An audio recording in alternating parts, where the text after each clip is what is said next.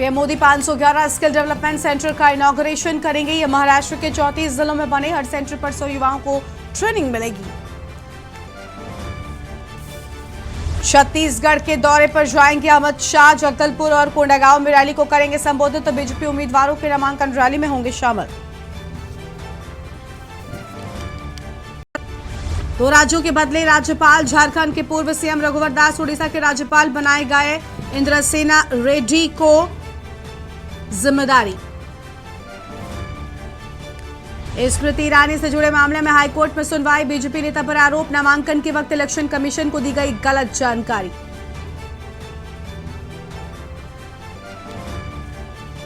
दिल्ली के नरेला रामलीला ग्राउंड में चलता हुआ झूला रुका। झूला रुकने से लोगों में बना दहशत का माहौल। आधे घंटे तक बच्चे व बड़े जान की लगाते रहे गुहार।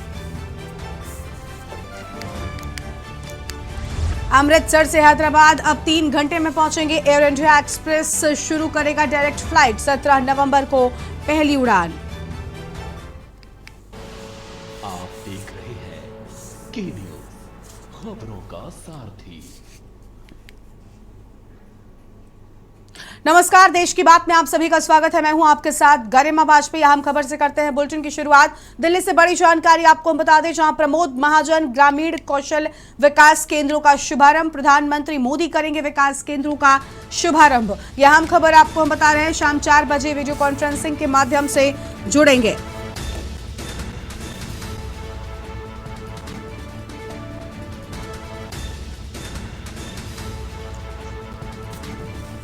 शाम 4 बजे वीडियो कॉन्फ्रेंसिंग के माध्यम से जुड़ेंगे। महाराष्ट्र में 511 विकास केंद्रों का होगा शुभारंभ। महाराष्ट्र के 34 ग्रामीण जिलों में स्थापित हो रहे केंद्र। ये बड़ी जानकारी आपको हम बता रहे हैं। इस वक्त की आम खबर, शाम 4 बजे वीडियो कॉन्फ्रेंसिंग के माध्यम से जुड़ेंगे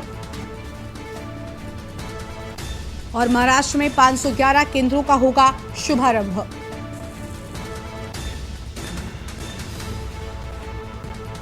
तो यह अहम खबर आपको हम बता रहे हैं, जहां पर शुभारंभ होगा। दिल्ली से बड़ी जानकारी, प्रमोद महाजन ग्रामीण कौशल विकास केंद्रों का शुभारंभ किए जाने की बात सामने आई और प्रधानमंत्री विकास केंद्रों का शुभारंभ करेंगे। और इसी खबर पर प्रवेश शर्मा हमारे साथ में अधिक जानकारी के साथ जुड़ चुके हैं। प्रवेश, महाराष्ट्र में 511 विकास केंद्रों का शुभारंभ होगा। प्रधानमंत्री की ओर से क्या जाएगा, पूरी जानकारी क्या है आपके पास? जी बिल्कुल, देखिए मैं आपको बता दूं कि पीएमओ दफ्तर से खुद ये जानकारी देकर बताया गया है कि आज प्रमोद महाजन ग्रामीण विकास कौशल योजना का जो उद्घाटन है या ये कहीं शुरुआत है, वो प्रधानमंत्री मोदी शाम 4 बजे के आसपास कर देंगे। और ये जो सेंटर बनाए गए हैं केवल महाराष्ट्र के लिए अभी बनाए गए हैं। लगभग 34 ग्रामीण जिले ऐसे महाराष्ट्र के चिन्हित किए गए हैं जहाँ पर ये सेंटर आयोजित किए जाएंगे। और इसमें विशेष तौर पर मैं आपको बता दूं, जब इसकी शुरुआत प्रधानमंत्री मोदी वीडियो कॉन्फ्रेंसिंग के जरिए कर देंगे तो उसके बाद यहाँ पर युवाओं को विशेष तौर पर प्रशिक्षण दिया जाएगा, जिसके बाद उनको रोजगार देने का अवसर भी प्राप्त होगा। बिल्कुल, यानी साफ तौर पर युवाओं को इस सेंटर से काफी ज्यादा फायदा मिलने वाला है। और क्या इस तरीके के सेंटर्स बाकी इस यहाँ के बाद अन्य जगहों पर भी खोले जाने की बात सामने आ रही है, ऐसी कोई जानकारी? बिल्कुल, देखिए मैं आपको बता दूं, शुरुआत अभी केवल महाराष्ट्र से की गई है, लेकिन विस्तार करने की बात है तो इस पहल के बाद विस्तार पूरे देश में ही करने की योजना है। लेकिन सबसे पहले महाराष्ट्र को चिन्हित किया गया है। महाराष्ट्र में जो है इसकी शुरुआत आज शाम को लगभग 4 बजे के आसपास प्रधानमंत्री मोदी कर देंगे। और सबसे बड़ी बात है कि 34 जिलों में 511 सेंटर चलाए जाएंगे और कम से कम एक सेंटर में 100 से ज्यादा युवकों को प्रशिक्षण देने की बात सामने आ रही है। और उनको प्रशिक्षण देकर रोजगार के अवसर भी प्रदान करने की बात इस योजना के तहत कही जा रही है। बिल्कुल, शुक्रिया आपका प्रवेश हमारे साथ जुड़ने के लिए। अहम जानकारी हमारे दर्शकों के साथ साझा करने के लिए। दिल्ली से खबर आपको बता दें, जहां पर प्रमोद महाजन ग्रामीण कौशल सेंटर्स खोले जाने की बात सामने आई है। यह अहम खबर आपको हम बता रहे हैं। फिलहाल इस वक्त की बड़ी जानकारी आपको हम बता दें, जहां पर प्रधानमंत्री नरेंद्र मोदी विकास केंद्रों का शुभारंभ करेंगे और शाम 4 बजे वीडियो कॉन्फ्रेंसिंग के माध्यम से जुड़ेंगे प्रधानमंत्री। यह आम जानकारी आपको हम बता दें। इस वक्त की आम खबर, जहां पर महाराष्ट्र में 511 केंद्रों का शुभारंभ होगा। तो महाराष्ट्र में होगा 511 केंद्रों का शुभारंभ। ये बड़ी जानकारी आपको बता दें, इस वक्त की आम खबर। और दिल्ली से बड़ी जानकारी है, जहां पर प्रमोद महाजन ग्रामीण कौशल विकास केंद्रों का शुभारंभ होगा। प्रधानमंत्री मोदी विकास केंद्रों का शुभारंभ करेंगे। आम खबर आपको हम बता रहे हैं, शाम 4 बजे वीडियो कॉन्फ्रेंसिंग के माध्यम से जुड़ेंगे। महाराष्ट्र में 511 विकास केंद्रों का होगा शुभारंभ। और एक ब्रेक के लिए यहां पर रुकते हैं, जल्द लौटेंगे। आप देख रहे हैं के न्यूज, खबरों का सारथी। आप सभी का स्वागत है। लखनऊ से बड़ी जानकारी आपको हम बताते हैं, जहां पर सीएम योगी आदित्यनाथ के आज ताबड़तोड़ दौरे हैं। आज दिल्ली, हाथरस और अलीगढ़ का दौरा करेंगे सीएम योगी। अलीगढ़ के अनुसूचित जाति सम्मेलन में शिरकत करेंगे। 204 परियोजनाओं का शिलान्यास और उद्घाटन करेंगे। वहीं 489 करोड़ की परियोजनाओं का शिलान्यास किए जाने की बात सामने आई है। उद्घाटन भी होगा और कार्यक्रम की तैयारियों में जुटा है हाथरस जिला प्रशासन। तो हाथरस जिला प्रशासन तैयारियों में जुटा हुआ है। कार्यक्रम में शिरकत करेंगे मुख्यमंत्री योगी आदित्यनाथ। जनसभा को भी संबोधित करेंगे मुख्यमंत्री और कार्यक्रम में हजारों की संख्या में महिलाएं शामिल होंगी। पीसी बागला डिग्री कॉलेज में जनसभा को संबोधित किए जाने की बात सामने आई है। आज शाम 5 बजे दिल्ली पहुंचेंगे मुख्यमंत्री योगी आदित्यनाथ और उत्तर प्रदेश सदन त्रिवेणी पहुंचेंगे मुख्यमंत्री योगी। शुक्रवार को पीएम मोदी के कार्यक्रम में शामिल होंगे। तो पीएम मोदी के कार्यक्रम में होंगे शामिल। फिलहाल इस वक्त की आम जानकारी आपको हम बता दें, 204 परियोजनाओं का शिलान्यास व उद्घाटन करेंगे मुख्यमंत्री। तो यह हम खबर आपको हम बता रहे हैं, जहां पर सीएम योगी आदित्यनाथ के आज ताबड़तोड़ दौरे हैं। तो आज सीएम योगी आदित्यनाथ के ताबड़तोड़ दौरे।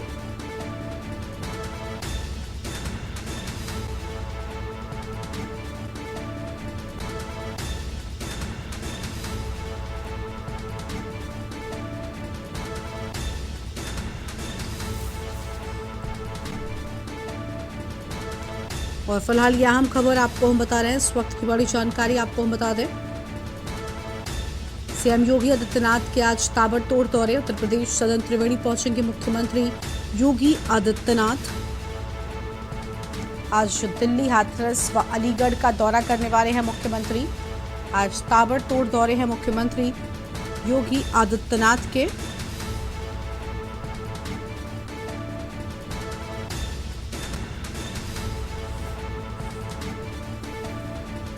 तो अलीगढ़ के अनुसूचित यहां पर पहुंचने की बात सामने आई है। फिलहाल आम खबर, 204 परियोजनाओं की सौगात भी मुख्यमंत्री की ओर से दी जाएगी।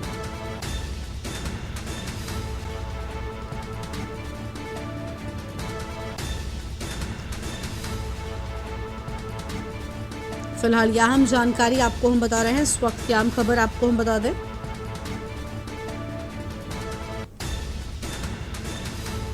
और नारी शक्ति वंदन कार्यक्रम में पहुंचेंगे सीएम योगी आदित्यनाथ। जनसभा को करेंगे संबोधित। तो सीएम योगी आदित्यनाथ जनसभा को संबोधित करेंगे और आज ताबड़तोड़ दौरों पर मुख्यमंत्री योगी आदित्यनाथ। आज मुख्यमंत्री के कई दौरे हैं। पीसी बागला डिग्री कॉलेज में जनसभा को संबोधित करेंगे। आम खबर आपको हम बता रहे हैं, आज शाम 5 बजे दिल्ली पहुंचेंगे मुख्यमंत्री योगी आदित्यनाथ। पीसी बागला डिग्री कॉलेज में जनसभा को करेंगे संबोधित। आज शाम 5 बजे दिल्ली पहुंचेंगे मुख्यमंत्री योगी। सीएम योगी के आज ताबड़तोड़ दौरे। यह हम खबर आपको हम बता दें, आज ताबड़तोड़ दौरों पर मुख्यमंत्री योगी आदित्यनाथ।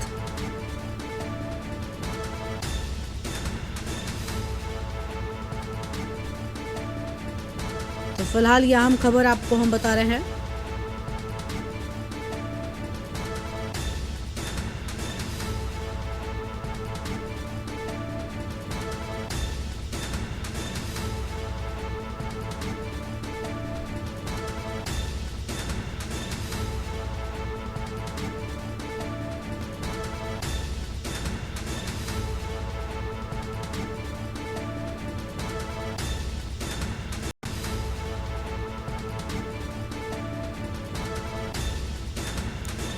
तो डीएम एसपी ने कार्यक्रम स्थल का निरीक्षण किया है। मुख्यमंत्री के आगमन को लेकर सभी तैयारियां पूरी हो चुकी हैं।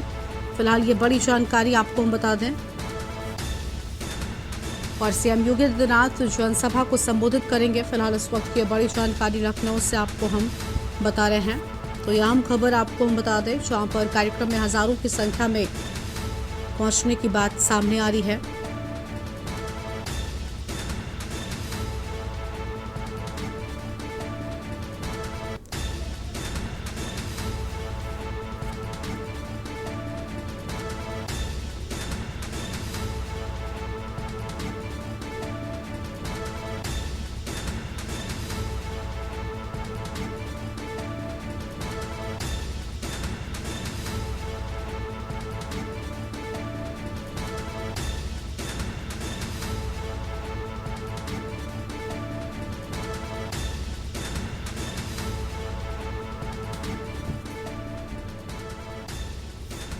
और इसी खबर पर अधिक जानकारी के लिए अलीगढ़ से हमारे साथ हमारे संवाददाता विश्व प्रताप जुड़ चुके हैं। विश्व प्रताप, आज अलीगढ़ पहुंच रहे हैं, मुख्यमंत्री अनुसूचित जाति सम्मेलन में शिरकत करने वाले हैं। मुख्यमंत्री के आगमन को लेकर कितनी तैयारियां स्थानीय प्रशासन ने की हैं? बिल्कुल, अगर तैयारियों की बात की जाए तो पूरी तैयारियां की जा चुकी हैं। पुलिस का पुख्ता इंतजाम है, सुरक्षा की दृष्टि से भी तमाम इंतजाम कर लिए गए हैं। उसके अलावा ट्रैफिक रूट की बात करें तो ट्रैफिक रूट का डायवर्जन कर दिया गया है। शहर में अंदर की तरफ कोई भारी वाहनों का प्रवेश जो है पूरी तरीके से वर्जित है। उसके अलावा आपको बता दूं कि 489 करोड़ की 204 परियोजना का मुख्यमंत्री द्वारा लोकार्पण और शिलान्यास किया जाएगा। इसमें अनुसूचित वर्ग सम्मेलन में शिरकत करने के बाद में डिफेंस कॉरिडोर और राजा महेंद्र प्रताप यूनिवर्सिटी का भी निरीक्षण करेंगे योगी आदित्यनाथ। वृक्ष क्षेत्र का जो है अनुसूचित जाति सम्मेलन जो है अलीगढ़ के नुमाइश मैदान में होगा, जिसमें 19 जनपद की 65 विधानसभाओं से अनुसूचित जाति के लोग पहुंचेंगे और लगभग तकरीबन 1.5 लाख से ज्यादा लोग यहाँ पे कार्यक्रम में शिरकत करने पहुंचेंगे। तो लगातार जो है पुलिस व्यवस्था जो है जो जिले के आला अधिकारी हैं वो नजर बनाए हुए हैं। हालांकि मुख्यमंत्री के पहुंचने का समय जो तकरीबन यहाँ 1:30 बजे का बताया जा रहा है कि 1:30 बजे जो है नुमाइश मैदान में वो पहुंचेंगे। उसके बाद में फिर विशाल जनसभा को संबोधित करेंगे। उसके बाद में यहाँ से जो है डिफेंस कॉरिडोर और उसके अलावा राजा महेंद्र प्रताप यूनिवर्सिटी का निरीक्षण करेंगे। जी बिल्कुल, साफ तौर पर। और देखिए, मुख्यमंत्री के आगमन को लेकर काफी तैयारियां भी कर ली गई हैं। आज बड़ी सौगातें भी बताया जा रहा है कि मुख्यमंत्री की ओर से आम जनता को दी जानी है। विश्व प्रताप जी बिल्कुल, देखिए कि काफी सारी योजनाओं का लोकार्पण वो सीधे तौर पे करेंगे। उसके अलावा जो है 489 करोड़ की 204 जो परियोजना है उनका सीधे तौर पे निरीक्षण व शिलान्यास करते हुए साफ तौर पे मुख्यमंत्री नजर आएंगे। और प्रशासन की जो व्यवस्था है वो साफ तौर पे देखने को मिल रही है कि तमाम जो दूर दराज के जो जनपद है वहां से पुलिस व्यवस्था जो पुलिसकर्मी है वो यहाँ ड्यूटी पे लगा दिए गए हैं। उसके अलावा सुरक्षा के कड़े इंतजाम किए गए हैं। जी बिल्कुल, बहुत शुक्रिया आपका अलीगढ़ से हमारे साथ जुड़ने के लिए विश्व प्रताप, और अहम जानकारी हमारे दर्शकों तक पहुंचाने के लिए। तो याम खबर जहां पर कार्यक्रम की तैयारियों में जुट गए हैं प्रशासन के लोग। याम खबर आपको हम बता दें जहां पर डीएमएसपी ने कार्यक्रम स्थल का निरीक्षण किया है और नारी शक्ति वंदन कार्यक्रम में सीएम ने शिरकत की है। फिलहाल इस वक्त की बड़ी जानकारी आपको हम बता दें। तो याम खबर आपको हम बता रहे हैं जहां पर सीएम योगी आदित्यनाथ जनसभा को संबोधित करेंगे। और एक ब्रेक के लिए यहाँ पर रुकते हैं, चल लौटेंगे। आप देख रहे हैं के न्यूज, खबरों का सारथी। ब्रेक के बाद आप सभी का स्वागत है। राहुल और प्रियंका गांधी तेलंगाना में कांग्रेस का चुनावी शंखनाद करेंगे। रैली में राहुल प्रियंका की हुंकार नजर आएगी। विधानसभा चुनाव की तैयारी में कांग्रेस पार्टी बस यात्रा के साथ पार्टी के अभियान की शुरुआत की जाएगी। आम जानकारी आपको बता दें जहां पर पार्टी के अभियान की शुरुआत किए जाने की बात सामने आई है। रैली में राहुल प्रियंका गांधी के हुंकार। आम जानकारी आपको हम बता दें जहां पर विधानसभा चुनाव की तैयारी में कांग्रेस पार्टी विधानसभा चुनाव की तैयारी में कांग्रेस पार्टी फिलहाल इस वक्त याम खबर आपको हम बता दें जहां पर याम खबर आपको हम बता रहे हैं। रैली में राहुल और प्रियंका गांधी के हुंकार और विधानसभा चुनाव की तैयारी में कांग्रेस पार्टी। तो विधानसभा चुनाव की तैयारी में कांग्रेस पार्टी और अहम जानकारी आपको हम बता रहे हैं। फिलहाल इस वक्त याम खबर बस यात्रा के साथ पार्टी के अभियान की शुरुआत किए जाने की बात और कांग्रेस पार्टी चुनाव की तैयारी में जुट गई है।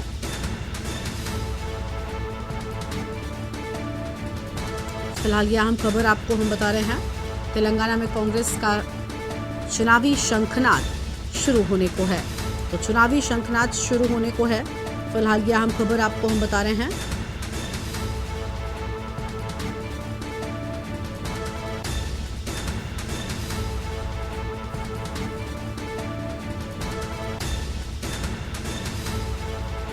रैली में राहुल प्रियंका गांधी की हुंकार। फिलहाल इस वक्त की अहम जानकारी आपको हम बता रहे हैं।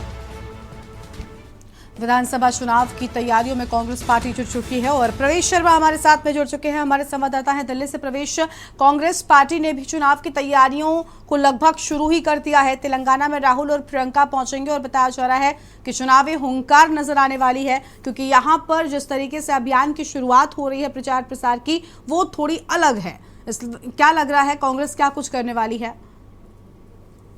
जी बिल्कुल, देखिए मैं आपको बता दूं कि 30 नवंबर को तेलंगाना में चुनाव होने हैं और जिसके मद्देनजर सभी पार्टियां अपनी कमर कसी हुई है। लेकिन बात करें कि कांग्रेस की महासचिव प्रियंका गांधी और पूर्व अध्यक्ष राहुल गांधी दोनों आज यहाँ पर जो है एक बस यात्रा की जो शुरुआत करने जा रहे हैं, जिसके जरिए वो तेलंगाना के ज्यादातर क्षेत्रों को आज कोशिश करेंगे कि जुड़ने की। उसके अलावा वो कल फिर से उस यात्रा को दोबारा पुनः दोबारा से शुरुआत करेंगे। लेकिन मैं बता दूं कि आज विशेष विमान से लगभग 3:30 बजे प्रियंका गांधी और राहुल गांधी दोनों तेलंगाना पहुंच जाएंगे और सबसे पहले तेलंगाना के रमन्ना मंदिर में दर्शन करेंगे और उसके बाद ये पूरी योजना का शिलान्यास कर या बात करें शुरुआत कर इस पहल को आगे तक ले जाने की कोशिश करेंगे और लोगों से साधने चुनावी मुद्दा रखकर लोगों से जुड़ने की बात सामने आ रही है। जी बिल्कुल, साफ तौर पर देखिए कांग्रेस पार्टी अलग अलग राज्यों में जा रही है। प्रियंका गांधी ने इसके पहले मध्य प्रदेश के भी कई दौरे किए हैं। जिन 5 राज्यों में चुनाव है, इन 5 राज्यों पर विशेष फोकस पहले है। इसके बाद हालांकि लोकसभा का भी चुनाव है,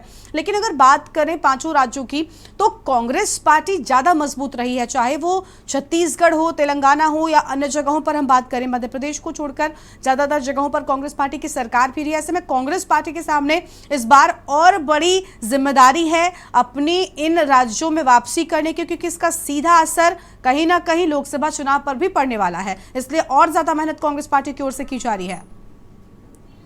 बिल्कुल, देखिए ये जो 5 राज्य के चुनाव है, कहीं ना कहीं मैं आपको बता दूं ये एक तरीके का सेमीफाइनल है, क्योंकि फाइनल लोकसभा का चुनाव मार्च के आसपास होना है। लेकिन अगर इन राज्यों में जिस भी पार्टी को अच्छी जीत मिलेगी तो ये तय माना जाता है कि वो लोकसभा के चुनाव जो आने वाले हैं उसमें भी अच्छा परफॉर्मेंस करती है और इसीलिए सभी पार्टियां विशेष तौर पर इन 5 राज्यों पर नजरें बनाती है। लेकिन बात अगर कांग्रेस की करें तो कांग्रेस दोबारा से राजस्थान में आना चाहती है, छत्तीसगढ़ में चाहती है और इसके अलावा कांग्रेस जो है हर बार ये कोशिश कर रही है कि वो अधिक से अधिक राज्यों पर अपना फिर से एक तरीके से कब्जा करे। लेकिन अगर बात करें कि जिस तरीके से ये पूरा माहौल चल रहा है, चुनाव का माहौल है, सभी पार्टियां एक दूसरे पर आरोप प्रत्यारोप लगा रहे हैं। दूसरी बड़ी बात है कि ये जो दौरा आज मैं बता दूं आपको राहुल गांधी और प्रियंका गांधी का हो रहा है, इस पर भी बीआरएस एमएलसी की नेता के कविता ने सवालिया निशान उठा दिए। उन्होंने इनको इलेक्शन गांधी के नाम से भी संबोधित कर दिया। उनका कहना है साफ तौर पर कि जब भी किसी राज्य में चुनाव होते हैं, बात करें तो वहां पर ये गांधी परिवार या प्रियंका गांधी या राहुल गांधी पहुंच जाते हैं और इससे पहले उन्हें किसी भी राज्य की सुध लेने की याद नहीं आती है। लेकिन देखिए चुनावी दौरा है, चुनावी समर चल रहा है, तो कहीं ना कहीं पार्टियां एक दूसरे पर आरोप प्रत्यारोप तो जरूर लगाएंगी। लेकिन बिल्कुल, देखिए तेलंगाना की बात करें तो बीआरएस की मजबूती जो है वो काफी ज्यादा नजर आती है, लेकिन बावजूद इसके दूसरे नंबर पर कहें तो कांग्रेस पार्टी ही है। और देखिए कांग्रेस पार्टी इस बार क्योंकि इंडिया गठबंधन भी हो चुका है और ये मिलकर लोकसभा के चुनाव की तैयारी कर रहे थे, लेकिन उससे पहले 5 राज्यों में अगर कांग्रेस पार्टी अपनी मजबूती को अच्छे से पेश कर पाती है और इन 5 राज्यों में अच्छे नतीजे कांग्रेस पार्टी के पक्ष में आते हैं तो इंडिया गठबंधन में भी कांग्रेस पार्टी की धमक और बढ़ जाएगी। बिल्कुल, देखिए क्योंकि मैं आपको बता दूं कि शुरुआत भले ही नीतीश की तरफ से कही गई थी इस गठबंधन को बनाने की, लेकिन आज के बात करें तो मल्लिकार्जुन खड़गे जो कांग्रेस के अध्यक्ष है वो इस गठबंधन को पूरी तरीके से देख रहे हैं और अगर इन 5 राज्यों में कांग्रेस अच्छी परफॉर्मेंस देती है, अपनी सत्ता पर काबिज होती है, तो कहीं ना कहीं कांग्रेस का कद ऊंचा और भी ज्यादा होगा और इंडिया गठबंधन को चलाने के लिए जिस तरीके के पक्ष या विपक्ष या बात करें तर्क रखने के लिए कांग्रेस कहीं ना कहीं ज्यादा मजबूती से बोल सकेगी और जो अभी तक प्रधानमंत्री का चेहरा इंडिया गठबंधन में नहीं दिखाई दिया है उसके लिए भी कहीं ना कहीं मोहर लगाते हुए कांग्रेस को मजबूती मिलेगी और कांग्रेस इसी वजह से लगातार जो है हर राज्य में एक परफॉर्मेंस करने की कोशिश कर रही है और लगातार प्रियंका गांधी, राहुल गांधी विशेष तौर पर अगर बात करें तो जब भी जहां चुनाव होता है वो एक रैली से संबोधित करके जनता से जुड़ने की बात करते हैं। राहुल गांधी कई बार हमने देखा है कि किसी के घर पे खाना खाते हुए मिले, कभी बात करते हैं किसी अन्य राज्यों में जाकर, दिल्ली की बात करें तो रिक्शा वालों से भी मिले हैं, अन्य लोगों से भी मिले हैं। बाहर अगर राजस्थान की बात करें तो उन्होंने एक रात एक जो है नीची जाति के साथ भी, लेकिन कहीं ना कहीं वो इस तरीके के रोल कर जनता से जुड़ने का साधने का कोशिश करते हैं और वो ये चाहते हैं कि लोगों को लगे कि कांग्रेस का जुड़ाव उनके साथ है और यही वजह है कि वो लगातार इस तरीके के कार्य को करते भी रहते हैं। जी बिल्कुल, साफ तौर पर देखिए यहाँ पर ये दौरा जो है वो शुरू हो चुका है और इन दौरों से कितना असर कांग्रेस पार्टी को होता है ये तो खैर चुनाव के नतीजों के साथ ही साफ होगा। शुक्रिया आपका प्रवेश, अधिक जानकारी के न्यूज इंडिया के दर्शकों तक पहुंचाने के लिए। आम खबर आपको बता दें जहां पर आज तेलंगाना के दौरे पर राहुल गांधी और प्रियंका गांधी और रैली में राहुल और प्रियंका गांधी की हुंकार आज देखने को मिलेगी। विधानसभा चुनाव की तैयारियों में कांग्रेस पार्टी जुट चुकी है।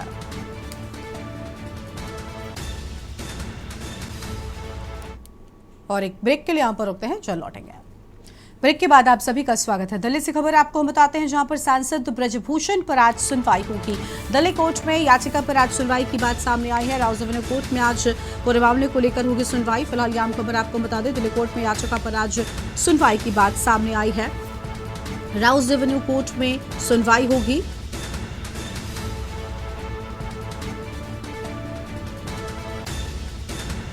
तो ये आम खबर आपको हम बता दें, जहां पर राउज एवेन्यू कोर्ट में आज होगी सुनवाई और दिल्ली से जानकारी है सांसद ब्रजभूषण पर आज सुनवाई की बात सामने आई है। फिलहाल इस वक्त की आम खबर, दिल्ली कोर्ट में याचिका पर आज सुनवाई होगी। तो दिल्ली कोर्ट में याचिका पर आज होगी सुनवाई, राउज एवेन्यू कोर्ट में सुनवाई होने की बात कही गई है। आम जानकारी आपको हम बता रहे हैं और जमानत याचिका पर होगी सुनवाई। तो जमानत याचिका पर सुनवाई की बात सामने आई, दिल्ली से खबर आपको हम बता दें। और कुलदीप भरत इसी खबर पर अधिक जानकारी के लिए हमारे साथ जुड़ चुके हैं। कुलदीप, सांसद ब्रजभूषण के मामले पर आज सुनवाई है, पूरी जानकारी क्या है आपके पास?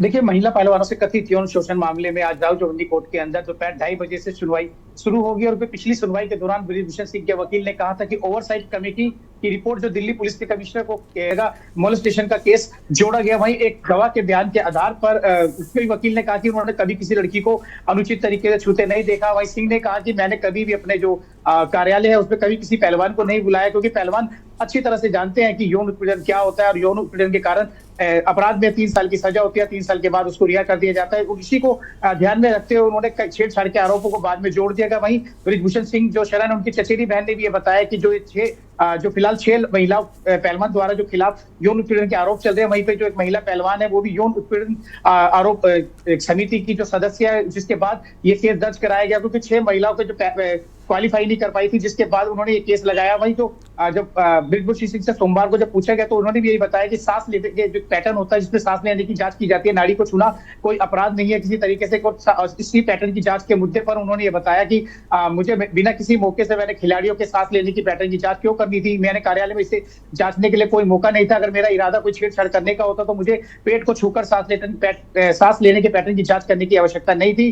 वहीं बता दें कि 7 अक्टूबर को जो 6 महिला पहलवानों द्वारा उनके खिलाफ लगाए गए यौन उत्पीड़न के आरोप में आज उसकी सुनवाई होगी। वहीं जो बेंच है वो फैसला करेगी, क्योंकि आज जमानत याचिका पर सुनवाई होनी है और उसका पिछली सुनवाई के दौरान जब दिल्ली पुलिस ने चार्जशीट फ्रेम करी थी तो वकीलों ने इसका भी खंडन करते हुए क्योंकि बताया था कि सिर्फ जो जिसके अंदर महिला पहलवान है उन्हीं के बयानों के आधार पर चार्जशीट बनाई गई है, जो गवाहों के आधार पर चार्जशीट के आधार पर इन पर कोई आरोप तय नहीं होते। वहीं आज याचिका को लेकर और जमानत पर आज बहस होगी, जिसके बाद ही देखने को मिलेगा कि इनको आज जमानत मिलती है या फिर अगली तारीख दी जाती है। जी बिल्कुल बिल्कुल। और देखिए, जिस तरीके से ये पूरा मामला तूल पकड़ा था, देश में इसकी चर्चा हुई थी, विपक्षियों ने इस पूरे मामले को लेकर सरकार को घेरा बिता कई सारे सवाल खड़े किए थे।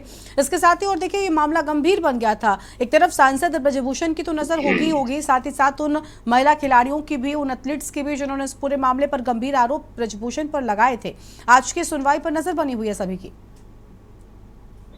जी देखिए, क्योंकि इसमें जो वकील थे, जो सिंह के वकील थे, उन्होंने पहले कहा था कि क्योंकि मंत्रालय या भारतीय खेल प्राधिकरण के पास ऐसी कोई शिकायत नहीं थी, जिसमें समिति इसमें ट्वीट के आधार पर एक ट्वीट हुआ था जिसके आधार पर समिति बनाई गई और जांच आगे बढ़ी। उसमें समिति ने उन कोचों को भी बरी कर दिया गया था जिनके खिलाफ पहले छेड़छाड़ के मामले लगाए गए थे। उसके बाद ये 6 महिला वकील बाद में अचानक से सामने आती है जिनको डिस्क्वालीफाई कर दिया था, जो छेड़छाड़ के बाद उस पर सीधा मोलेस्टेशन का केस दर्ज कराती है। और उनके क्योंकि 354A, 354D, 354C और कई तरह की धाराएं जोड़ दी जाती है, जिसको लेकर तमाम तरह की सुनवाइयां चल रही है और केस ने पूरे भारत के अंदर इस केस को देख के जगह जगह प्रदर्शन भी किए गए। वहीं आज एक अहम सुनवाई होनी है क्योंकि जमानत याचिका पर फैसला होना है। फिलहाल अभी जो दिल्ली पुलिस ने भी चार्जशीट के अंदर ब्रजभूषण सिंह के खिलाफ आरोप तय कर दिया, लेकिन जिस हिसाब से दिल्ली पुलिस की चार्जशीट देखा जाए तो ब्रजभूषण शरण सिंह को जमानत मिलना ना के बराबर हो सकता है, उनकी जमानत याचिका रद्द कर दी जाए। जी बिल्कुल, अब इंतजार होगा कि आखिर इस सुनवाई में क्या कुछ निकलकर सामने आता है, अगली तारीख मिलती है, जमानत को लेकर क्या फैसला कोर्ट की ओर से होता है।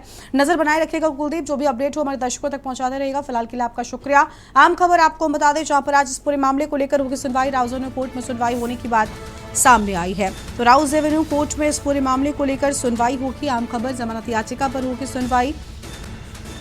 तो जमानत याचिका पर पूरे मामले में सुनवाई होगी और दिल्ली से खबर है सांसद ब्रजभूषण पर आज सुनवाई होगी। तो सांसद ब्रजभूषण पर आज होगी सुनवाई। दिल्ली कोर्ट में याचिका पर आज सुनवाई की बात सामने आई है। तो दिल्ली कोर्ट में याचिका पर आज सुनवाई की बात और राउज एवेन्यू कोर्ट में पूरे मामले को लेकर सुनवाई होगी। तो राउज एवेन्यू कोर्ट में सुनवाई की बात सामने आई है और जमानत याचिका पर आज सुनवाई की बात। यहाँ खबर आपको हम बता दें, फिलहाल इस वक्त की बड़ी जानकारी, जहां पर दिल्ली से खबर है सांसद ब्रजभूषण पर आज सुनवाई होगी।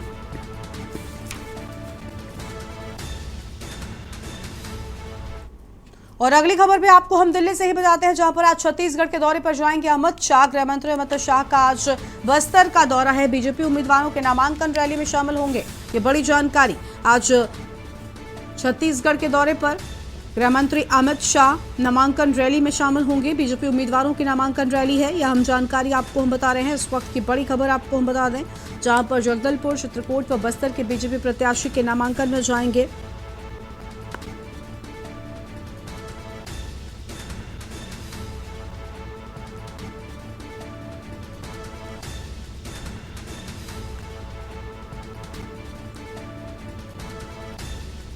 तो यहाँ खबर आपको हम बता दें, जहां पर आज छत्तीसगढ़ के दौरे पर जाएंगे अमित शाह का आज छत्तीसगढ़ का दौरा होगा। तो आज छत्तीसगढ़ के दौरे पर गृह मंत्री अमित शाह।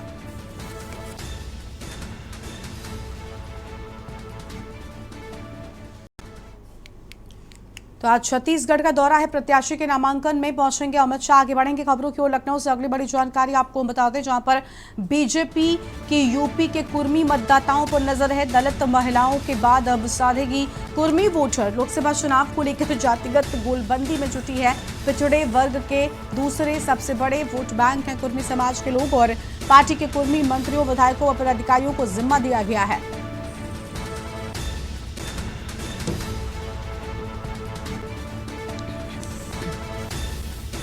तो यहाँ हम खबर आपको हम बता दें, जहां पर लोकसभा चुनाव को लेकर जातिगत गोलबंदी में जुटी हुई है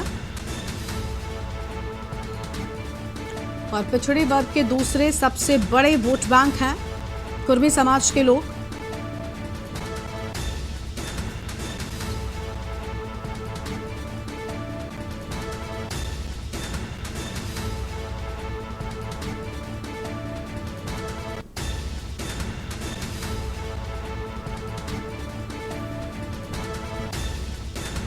और लोकसभा चुनाव को लेकर जातिगत गोलबंदी में जुटी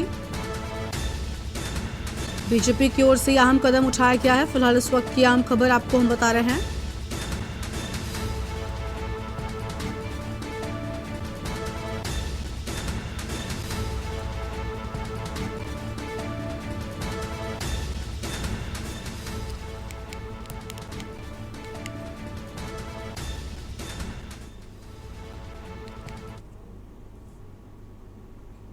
आगे बढ़ेंगे खबरों की ओर। लखनऊ से अगली जानकारी आपको हम बता दें, जहां पर जानकीपुरम थाना क्षेत्र के अंतर्गत गैंगरेप, हैदराबाद में रहने वाली महिला के साथ गैंगरेप हुआ। नौकरी दिलाने के नाम पर महिला को हैदराबाद से बुलाया, हैदराबाद से लखनऊ बुलाकर गैंगरेप किया। आरोपी मनीष शर्मा ने घर के पास ले जाकर किया गैंगरेप। महिला ने मनीष शर्मा तो कराम अभिषेक पर आरोप लगाए हैं। पीड़िता को एयरपोर्ट लेने भी गया था मनीष शर्मा। पीड़िता ने जानकीपुरम थाने में एफआईआर लिखवाई है। यहाँ खबर आपको बता दें, जहां पर आरोपी मनीष शर्मा ने घर के पास ले जाकर गैंगरेप किया और मनीष शर्मा पीड़िता को लेने भी गया था। और यहाँ खबर आपको बता रहे हैं, महिला ने मनीष शर्मा तो कराम अभिषेक पर गंभीर आरोप भी लगाए हैं। तो यहाँ जानकारी आपको बता रहे हैं, हैदराबाद की रहने वाली महिला के साथ गैंगरेप की वारदात को अंजाम दिया गया है और पीड़िता ने जानकीपुरम थाने में लिखवाई है एफआईआर।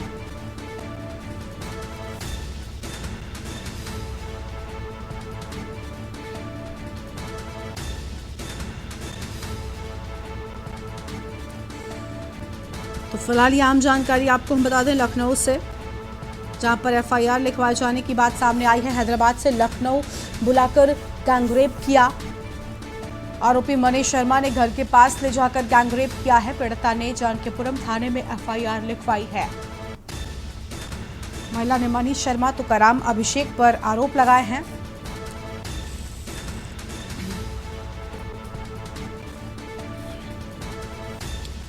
नौकरी दिलाने के नाम पर महिला से गैंगरेप किया गया है।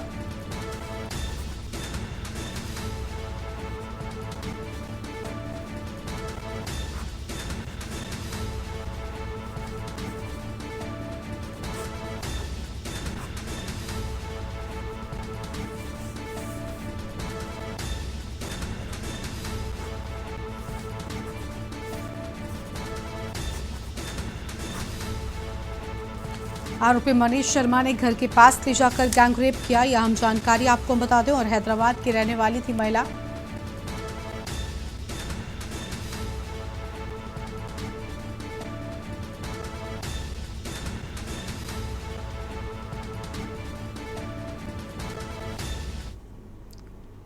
दिल्ली से अगली खबर आपको हम बताते हैं, जहां पर नरेला रामलीला ग्राउंड में चलता हुआ झूला रुका है। झूला रुकने से लोगों में दहशत का माहौल बन गया। आधे घंटे तक बच्चे और बड़े जान की गुहार लगाते रहे। सीढ़ी लगाकर झूले में बैठे लोगों को उतारा गया है। लोगों ने झूला मालिक को ब्लैकलिस्ट करने की अपील कर दी है। पुलिस मामला दर्ज कर जांच पड़ताल में जुटी हुई है। नरेला के रामलीला ग्राउंड में हो रही रामलीला, जहां पर मेले में झूला लगा, हालांकि बाद में सीढ़ी लगाकर लोगों को झूले से नीचे उतारा गया है।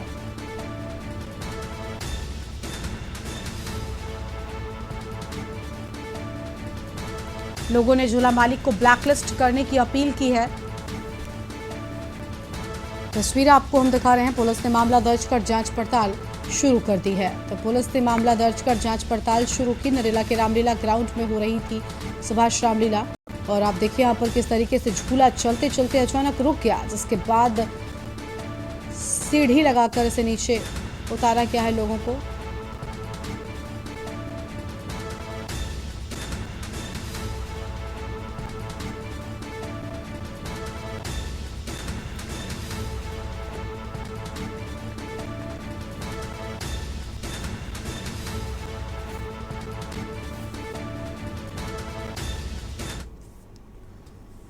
और एक ब्रेक के लिए यहाँ पर रुकते हैं, जहाँ लौटेंगे। आप देख रहे हैं के न्यूज, खबरों का सारथी। देखें कौन नया खिलाड़ी आया है, समझा देते हैं, प्यार से समझाएंगे। ये तो अपनी जुबान है। जुबान एक हो तो दिल भी एक होने चाहिए। विमल बोलो जुबान केसरी। गोल्डी छोले मसाले, जहाँ जाए रिश्ते बनाए। जहाँ जाए रिश्ते बनाए, गोल्डी मसाले।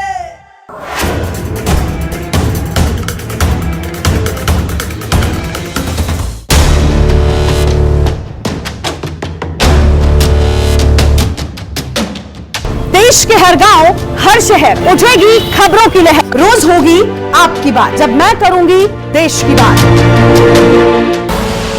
आप देख रहे हैं के न्यूज, खबरों का सारथी। ब्रेक के बाद आप सभी का स्वागत है। आगे बढ़ेंगे खबरों की ओर। अगली खबर आपको हम छत्तीसगढ़ से बताते हैं। छत्तीसगढ़ से अगली बड़ी जानकारी सामने आई है, जहां पर कांकेर में कोमाल देव क्लब में मुख्यमंत्री भूपेश बघेल ने जनसभा को संबोधित करते हुए क्लब में उन्होंने जनसभा को संबोधित किया है और मजाकिया अंदाज में पूर्व मुख्यमंत्री डॉक्टर रमन सिंह पर जमकर निशाना साधा है। मुख्यमंत्री भूपेश बघेल ने रमन सिंह को छत्तीसगढ़िया में तंज कसते हुए कहा कि रमन सिंह ने 15 साल तक छत्तीसगढ़ के लोगों को रमजा है।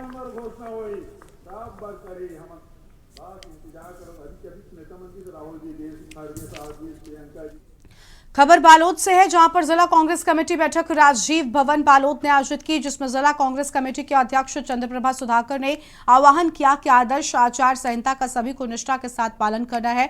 जिला कांग्रेस कमेटी की बैठक में तीनों विधानसभा में कांग्रेस के प्रत्याशी को जिताने के हेतु संकल्प लिया गया और कार्य योजना बनाई गई एवं चुनाव के संबंध में चर्चा हुई। बैठक में रामजी भाई पटेल, पुरुषोत्तम पटेल, हस्तीमल सांकला, गिरीश चंद्राकर, प्रेमचंद्र क्षीरसागर, डॉक्टर नारायण साहू, केशव शर्मा सहित कई लोग मौजूद रहे।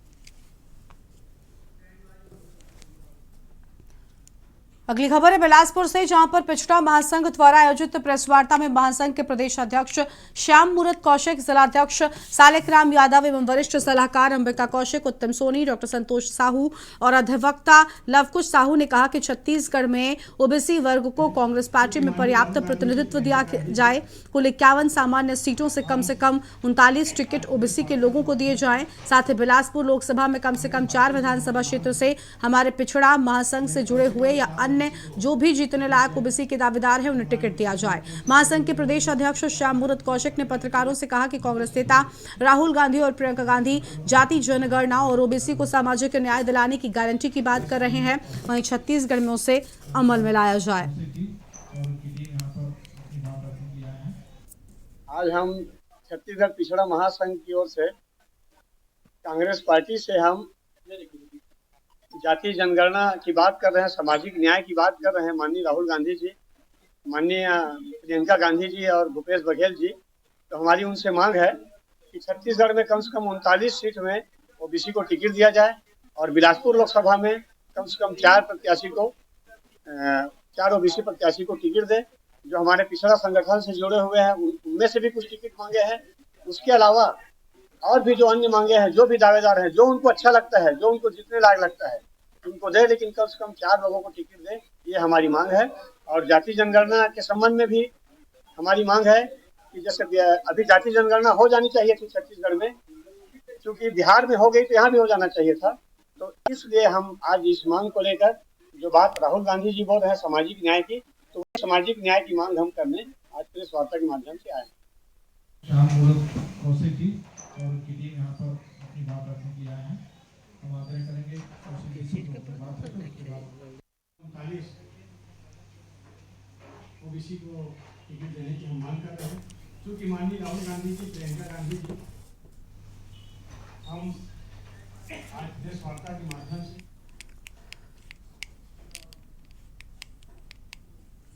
कोरबा में 2 दिन पहले सीएससीबी पुलिस क्षेत्र के अंतर्गत भैंस कटाल ढोड़ीपारा में हुए हत्या के आरोपी को सीएससीबी पुलिस ने गिरफ्तार करने में सफलता हासिल की है। शुभम साहू दवाई लेने मेडिकल स्टोर के लिए निकला हुआ था। मेडिकल से दवाई लेकर घर वापस नहीं लौटा। इसी बीच आरोपी ने उसके फोन कर बताया कि शुभम साहू की हत्या कर ढोड़ीपारा नहर के पचरी के पास छोड़ दिया गया है। इसके बाद आरोपी अंजाम देकर वहां से फरार हो गए और सीएससीबी प्रभारी नवीन पटेल ने मामले का खुलासा करते हुए कहा कि दोनों आरोपियों को गिरफ्तार कर लिया गया है। उनके पास से हत्या में प्रयुक्त हथौड़ा और चाकू भी बरामद कर लिया गया है।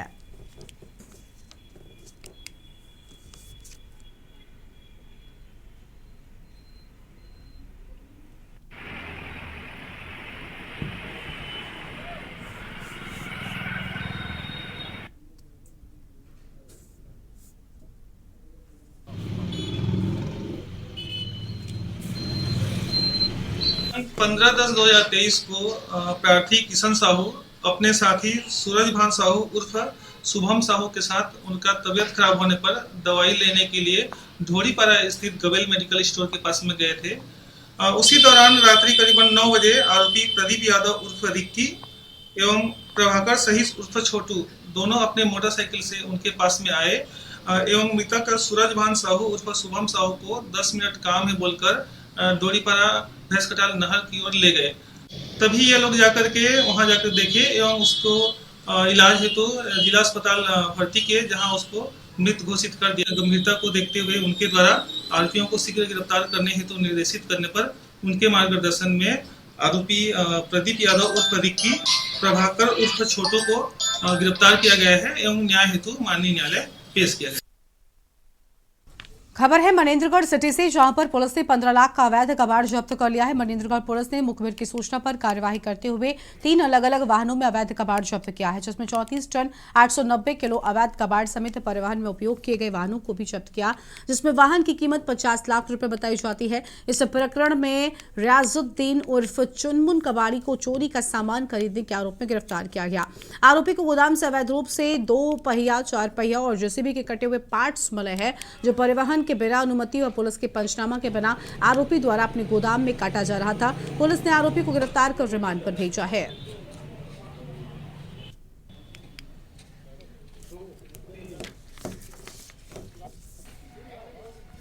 तो 2 गाड़ी जो लोहे से लदी हुई पड़ी थी, जिसके बारे में पूछताछ किया गया, तो उसमें जो चुनमुन कबाड़ी है, रियाजुद्दीन उर्फ चुनमुन, रेलवे फाटक के पास में उनके गेट के सामने खड़ी थी। उनके बारे में पूछा गया कि इसके जो कागजात हैं वो कहाँ हैं, तो कुछ बता नहीं पाए। तो हम उसको चोरी के संदेह में 4114 में एक ट्रक है और एक पिकअप उसको लेके आए थे। उस पर कार्रवाई किए तो उनके जो ड्राइवर हैं उनके द्वारा बताया गया कि ये जो माल है वो चुनमुन कबाड़ी के पास बिकने के लिए आया था, क्योंकि उसमें कोई वैध दस्तावेज नहीं था उस सामान की खरीदी के लिए, इसलिए उसको 4114 में जब्त किया गया और उनके बयान लिया गया। तो सभी माल चुनमुन कबाड़ी के पास जाना बताए थे। कल ट्रक और पिकअप के सहित में 34 लाख का माल बरामद किया गया था। बीजापुर से खबर है, जहां पर माओवादी विरोधी अभियान के तहत नक्सली दंपत्ति ने एसपी के सामने आत्मसमर्पण कर दिया है। नक्सली लच्छू फरसा बहरमगढ़ एरिया कमेटी का एसीएम और उसकी पत्नी हड़मे मांडवी पार्टी सदस्य थी। 2008 से वो नक्सली संगठन से जुड़े थे। नक्सली दंपत्ति ने 2015 में सुकमा के टहकावाड़ा में पुलिस पार्टी पर हमला कर दिया था, जिसमें 15 जवान शहीद हुए थे और 2018 में मतदान पार्टी पर बम विस्फोट की घटना को अंजाम दिया था, जिसमें 5 जवान शहीद हुए थे। बता दें कि नक्सली दंपत्ति को आत्मसमर्पण के बाद 25,000 रुपए की प्रोत्साहन राशि प्रशासन से दी गई है।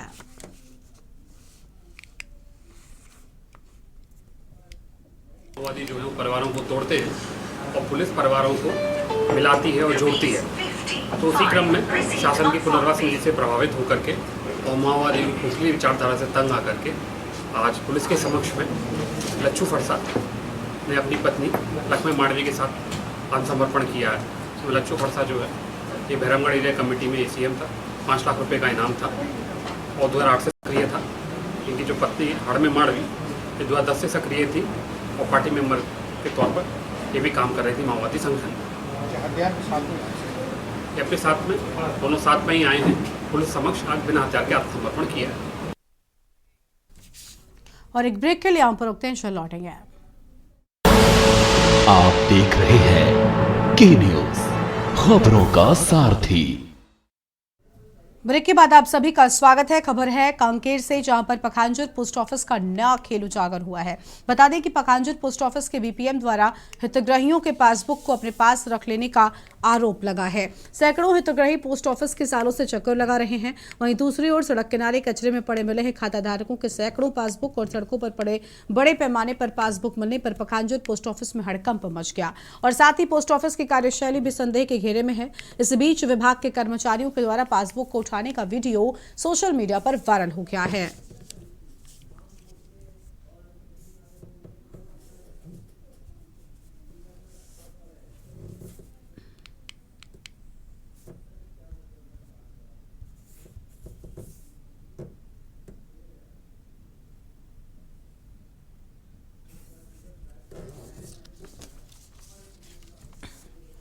खबर मध्य प्रदेश के भोपाल से है, जहां पर कांग्रेस की राष्ट्रीय प्रवक्ता रागिनी नायक ने प्रेस कॉन्फ्रेंस करते हुए कहा कि हमारा वचन पत्र प्राण जाए पर वचन न जाए की तर्ज पर और जनता के बीच से निकला वचन पत्र है। बीजेपी का घोषणा पत्र झूठ और जुमलों का पुलंदा है। हम जनता को वचन देते हैं और बीजेपी घोषणा करती है। इसके साथ ही उन्होंने कहा कि हम जनता से जुड़े मुद्दे रोज उठाएंगे, जिसमें बीजेपी के राज में घपले घोटाले हुए हैं और जैसे व्यापम पटवारी घोटाले, नकली दिव्यांग सर्टिफिकेट बनाए, गंगाजल पर जीएसटी टैक्स लगा दिया बीजेपी की सरकार ने। रागिनी नायक ने कहा कि मध्य प्रदेश में 39 लाख बेरोजगार हैं।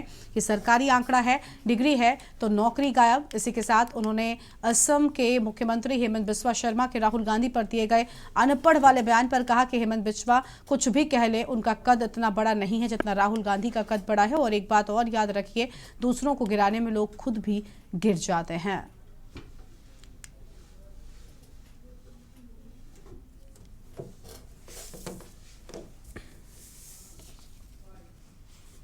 भाजपा के नेता का एक वक्तव्य सुन रही थी, जिसमें वो कह रहे थे कि अभी तक हमारे पन्ना प्रमुख होते थे, अब हमारे अर्ध पन्ना प्रमुख हो रहे हैं। आप कुछ दिनों में कहेंगे कि हमारे पास पन्ना ही नहीं बचा, क्योंकि बूथ में वर्कर ही नहीं है हमारे पास। तो जाने दीजिए ना, शक्ति सम्मेलन करने के लिए 18 साल थे, तब कुछ नहीं किया।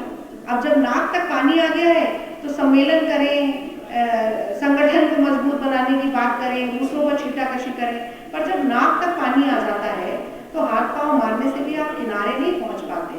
आग लग चुकी है, ये अब बाल्टी ढूंढने जा रहे हैं, ढूंढने दीजिए। मध्य प्रदेश में चुनावी बिगुल बज चुका है। बीजेपी हो या कांग्रेस या अन्य पार्टियां, सभी पार्टियां अपने दमखम लगा रही हैं। उसी को लेकर हमारे संवाददाता सुनील मालवीय ने कांग्रेस की राष्ट्रीय प्रवक्ता रागिनी नायक से खास बातचीत की है। क्या कुछ कहा है, आपको सुनाते हैं। कांग्रेस आएगी, खुशहाल आएगी। इस वक्त हमारे साथ मौजूद है राष्ट्रीय प्रवक्ता रागिनी नायक जी। मैम, कर्नाटक और हिमाचल में जो आपका वचन पत्र काफी कारगर सिद्ध हुआ है, किस प्रकार देखते हैं?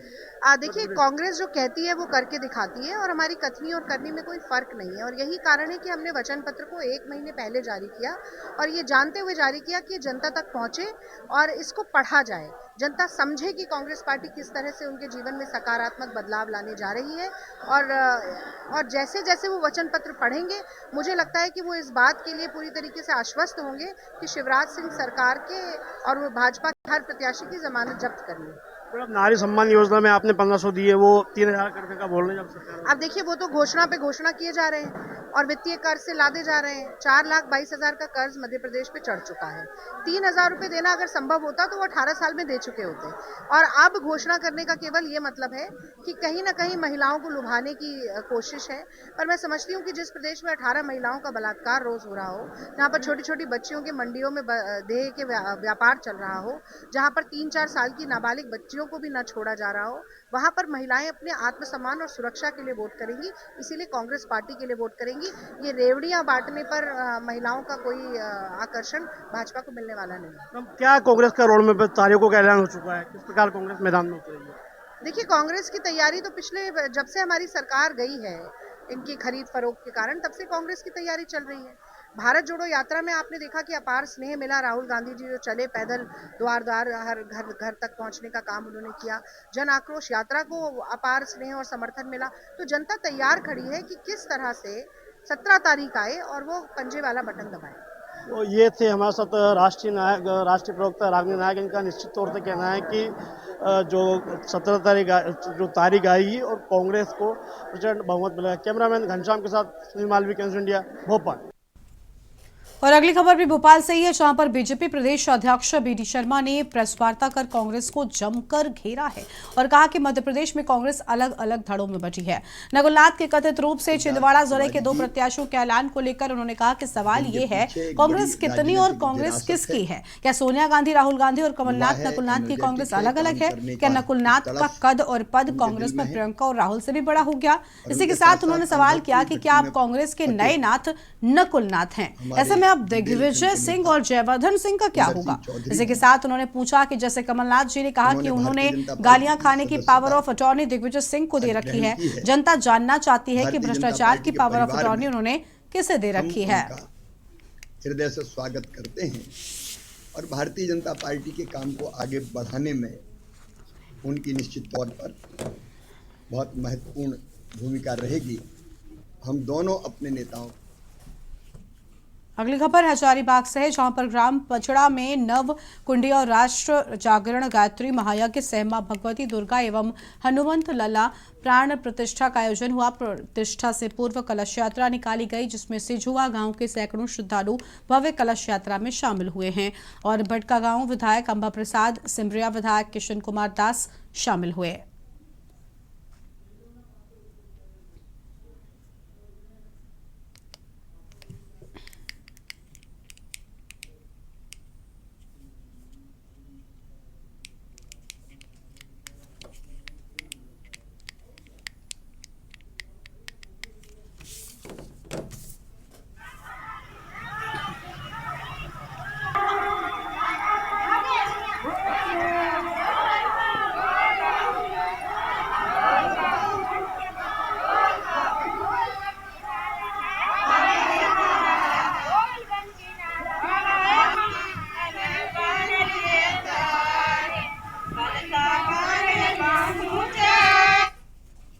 और देश की बात में फिलहाल इतना ही। तमाम खबरों के लिए आप देखते रहिए के न्यूज़ इंडिया। नमस्कार।